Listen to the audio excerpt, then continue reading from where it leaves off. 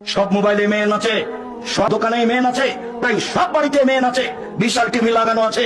মুরব্বী মানুষ 65-70 বছর বয়স তাহাজ্জুদ পড়ে, তাহাজ্জুদ পড়ার জন্য উঠেছে, অজু করেছে, অজু করে ভাই ওখানে গিয়ে একটু দেখছে, দেখি তো টিভিতে কি আছে। এখন অনুষ্ঠান চালু করার সাথে সাথে বিশাল আকৃতির ল্যাংটা মেয়ে চলে এসেছে। কোথায় তার ইবাদত?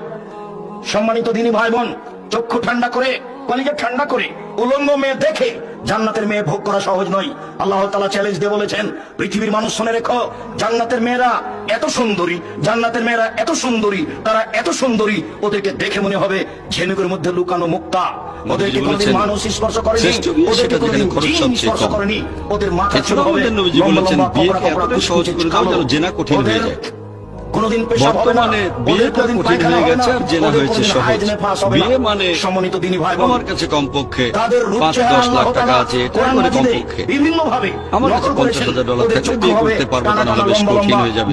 আর যে না, একটা মেয়ে সুন্দরী হওয়ার জন্য যা কিছু লাগে জান্নাতের মেয়েদের জন্য তার চেয়ে বেশি আছে।